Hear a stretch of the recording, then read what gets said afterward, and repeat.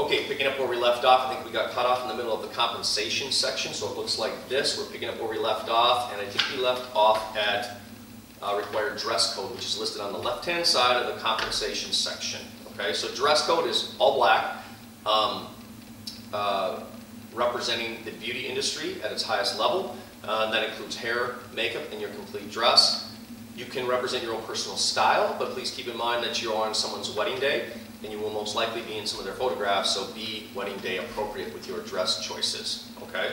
Along with your dress being all black, we provide you with this hot pink lanyard that's branded with Creative Beauty Agency, along with an ID badge. Okay. On the back of the ID badge is a list that is similar to our mini menu and lists all our prices, but it also lists our prices to include gratuity. So if you add services on wedding day, this is your quick reference for how much to charge the client. Okay? We ask that you do wear this when you show up on the job to look professional, to brand yourself as a creative beauty agency artist. It also allows you that when you're in doing makeup or hair, that when other individuals walk in, they don't just think you're somebody's girlfriend or friend of the family hanging out doing makeup, but you're a professional. It also contributes to help to brand our name and have people ask questions about who we are and what we're all about. This is also a good time to show you what the generic business cards look like. So business card on one side, it doesn't have your name on it, it's just a generic business card in case you need that when on a job. But on the back side is a copy of the mini menu that you are then able to hand out to individuals who walk in who maybe want you to touch up their makeup or touch up their hair or to add a service in general. The neat part about our service menu is it includes a couple services called short hair touch-up and long hair touch-up. Those were kind of built from feedback from artists who struggled with the idea that clients would walk in and say, oh, this looks like fun, would you mind throwing a few curls in my hair, or could you do a braid in my hair? I wanted the opportunity to help not have you be taken advantage of. So it allows you to do something simply by taking out one of these cards. Say, absolutely, if I have time to do any of the services on this menu. That kind of cleans up the whole conversation about you can do it, but there'll be a charge for it. So the short hair touch-up and the long hair touch-up are specifically for people who have their hair finished already, but just need a little spritz, a little curl, a little braid, a little touch-up. You can check out the details of that on our main website, as it lists all the descriptions of all our services as the clients see them. That's the same way you should read them, so you know exactly what the expectation is. So these are the business cards. If you want business cards with your name on them, customized, no problem. You have to pay for them. I believe they're around $24 for your first 50. They are occasionally on sale for $17 for 50 cards. And I can set you up, I will set you up with that website address where you just go online, fill in the blanks, and get the customized business cards mailed to you directly. Okay, so that is the dress code.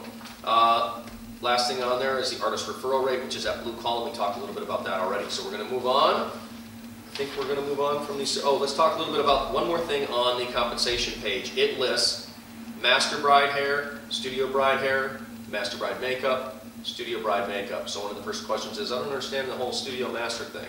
Okay, so first of all, regardless of whether you're listed as a studio or master level artist, all bridal party services pay the same to the artist. It doesn't matter which level you're at.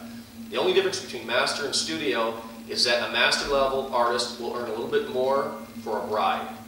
That's the only difference.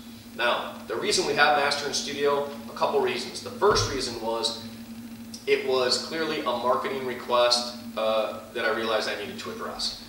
When I first started and took on the business, I wanted all of our services to be the same price and all of our artists to be at the same level, because the expectation on my part is that we have nothing but great artists. We have nobody that's in training, nobody apprenticing, nobody learning how to do their craft with CBA.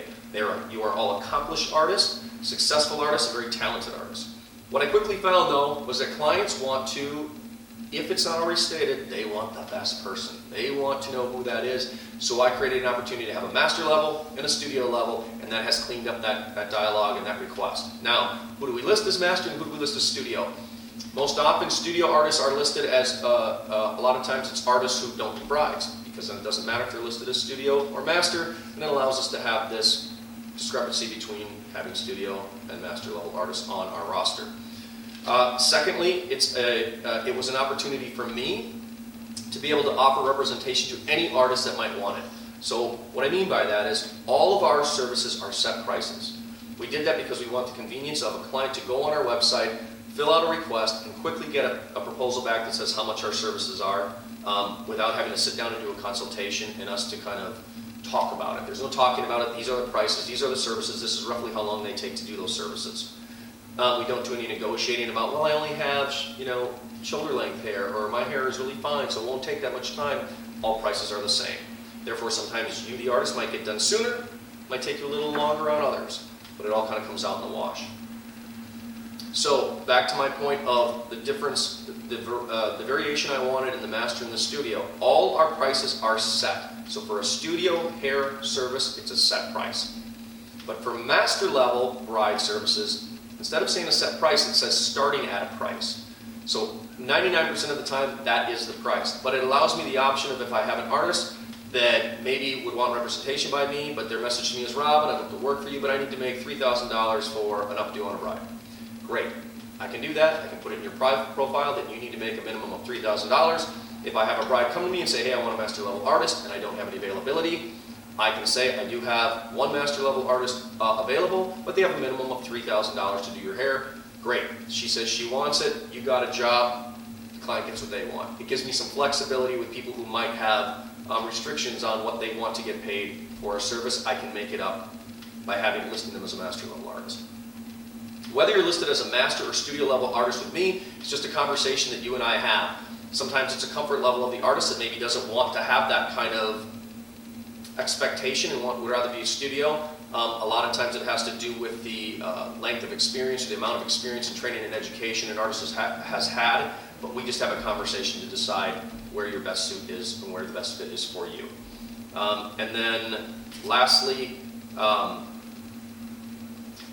master level artists, for the most part, all agree to be booked for studio jobs as well as master jobs, knowing that my motivation is to book you for a master level job because we both make more if you are booked for a master level job. But most master level artists are willing to be booked for studio level jobs because really the only difference in pay is that discrepancy between the services for the brides.